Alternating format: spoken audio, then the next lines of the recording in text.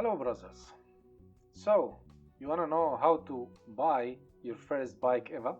And you want to know what are the best choices for you? Well, you came to the right place, and I will give you the information you need to make a sound choice. Let's ride in!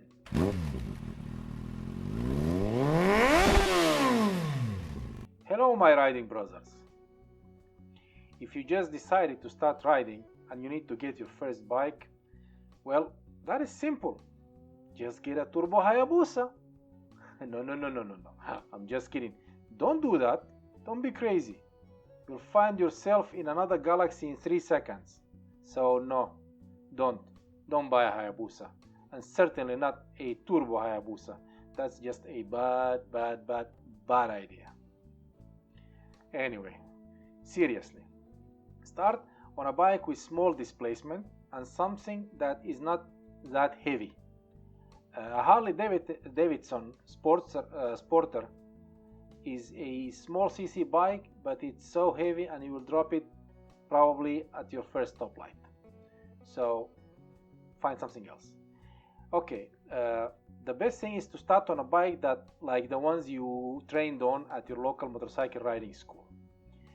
Don't get on a bike with more than 700 cc's and about 7 horsepower. Pilots never start flying F-15s. They start with old Cessnas and gradually move up to a bigger and faster aircraft, right? So the same thing applies here. The best practice would be for you to get a used bike with about up to 70 horsepower. Ride it for a season, at least one season, until you get some experience, and then buy something else. That's, in my opinion, is the best route. The thing you buy could be new, if you wish so. Why? Because you will drop your bike sooner or later. So, because everybody drops his bike at some point of time. So you don't want your first bike that you are training on to be dropped frequently, right? You don't want it new. Take it used. So, and remember, there are two kinds of riders. The ones who dropped their bike and the ones who are about to drop their bike in the near future. You will enter a corner too fast, or hit a gravel at the side of the road, or hit your brakes too hard or something, and you will just find yourself and your bike on the side. So it's just a part of riding, and that's why every bike needs to be fitted with frame sliders, hand guards, crash bars, etc. So what kind of bike to get? Well, first of all and most important, don't think about buying any Harley Davidsons as your first bike. These bikes are called cruisers and are usually made for long open roads, and they are very heavy. If you want to do it later, feel free to do so, but not as a first bike, for they are really heavy and tough to maneuver with, especially if you live in Europe, since streets here are much narrower and smaller in almost every European city than they are in the United States, for example. Anyhow, next, everybody loves sport bikes. You look cool on them. You want to be, that guy. However, and even sport bikes, you can find some sport bikes with smaller cc's. However, if you're age around 40 and you want to ride, you will soon discover that the sitting position is very aggressive, and you will be leaned towards the front all the time in a very aggressive position. This will start giving you a lot of pain in your back and legs pretty soon. So you will not be able to ride for a long time or on long distance rides. But hey, don't worry, you still have many options that are available for you. One option is getting a naked bike like the ones you trained on. These bikes are not heavy, they don't cost a lot of money, especially when you buy them used. The seating position is very upright and you will not feel any pain anytime soon. And the available options are really many. There are a vast range of options. You will find that the most reliable ones are the Japanese bikes, like the Yamaha MT-07, the Honda CB500F, the Kawasaki Z650, the Suzuki SV650, and so on. Of course, there are many other options from BMW, from KTM, Triumph, Ducati, and so on. Then you have small adventure bikes, the so-called ADV class. These are bikes that can go off-road if you wish so, but they are a bit heavier, and I wouldn't recommend it to go off-road as a beginner, because it's a special kind of riding and you ride most of the time standing up on your pegs. So it's definitely a technical kind of riding that requires experience and special training. You can use such bikes for street only, of course. However, you don't need, you don't need to take them off-road. You can drive them on the streets. One of the best bikes in this category, in my opinion, is the Honda CB500X. It's not heavy, it's smaller, but it has the capabilities. However, most companies also have bikes in this category. This is just my personal favorite in this class, the Honda. Another class of bike is becoming more and more popular in the 35 plus age range, and that is sport tourers. But not the old kind of bikes that were big and heavy with lots of fairings, no. The new ones are based usually on the naked bikes that we mentioned, but they are changed a little bit in their shape and in some technical specifications.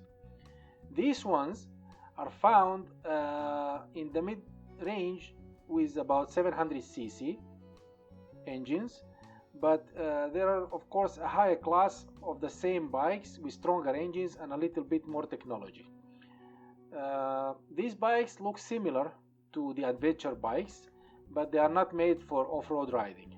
My favorite ones come from Yamaha. It's Tracer 7 and the bigger brother, the Tracer 9. They have 700cc and 900cc for the Tracer 9. In my opinion, these bikes, or these classes of bikes, are the best ones for our age group. Why? Well, obviously because they give you the same thrill you find in a naked bike or a sport bike, with the same ease of control and everything else, but they look more mature and more adventurous, as well as more suited for someone who is not a young hooligan who pops wheelies all day. These bikes can carry luggage and pillions easily because they are designed to do so. They have a very comfortable seating position and a very good windshield for those long and fast highway rides. You will be in a bubble behind it with a minimum wind noise and buffeting. Of course, buffeting and wind noise is an issue, and one of the recommended things gear to buy is earplugs for exactly this wind buffeting. Some helmets don't come with good noise cancellation properties. Anyway, so when you decide to buy a bike, first of all, for your first bike, buy used. And cash is the best choice, especially because you don't know if you will like this particular bike after riding for 2 months. So don't finance or lease your first bike. It's just not a smart idea. The best choice is to get a bike from a friend or a relative that you know, and you know the bike history. The second option is to get it from a known dealer who gives you some sort of a warranty. Authorized dealers might have a used bike that someone put as down payment for a new one, and this one they will probably solve any issues in it and make it as new, and they will probably sell it to you after checking that everything is fine and in order. So these bikes are maybe a little bit more expensive than if you buy them on an ad or a Craigslist or a marketplace or whatever, but at least you are guaranteed not to find serious issues after you leave the lot. Of course, you can also go to your local ad site or Facebook Marketplace and get a bike, but in that case you must vet them really wisely. And when you go to see one, bring a mechanic or someone who has been riding for a long time to check the bike with you. And always, and I mean always, take it for a test ride. Never buy a bike without test riding it. Never. Even if you buy it from a new from an authorized dealer. Sit on it, make a test ride, see how it feels, and then, you know, some bikes are good on paper, but when you sit on it, I mean, it is good, but it's not for you. You have to be comfortable with it. You have to, you know, see if it fits you. So also try to negotiate the price. No matter where you get it, new or used, always negotiate. You'll be surprised at how many times even dealers go down with the price if they see that you are serious about buying the bike. After you buy your first bike, you need to check your local laws regarding registration and what are the obligatory equipment that you might have to carry or have on you while riding. Some countries require a first aid kit, for example, or an additional plate with the capital L as an indication that you are a new rider. So just go and check your local laws before riding a new bike, your new bike. Actually, you might also ask your instructors at the school or at the course about these issues while you're still in training. They might have good information for you. Well guys, if you have found value in this video, please hit the like button and that red button that says subscribe if you haven't already, and go watch my other videos. I will go in details on how to choose your gears, choose your bikes, and everything related to riding, especially in these years of our peak in life. And remember, we were born to ride, but we were forced to drive.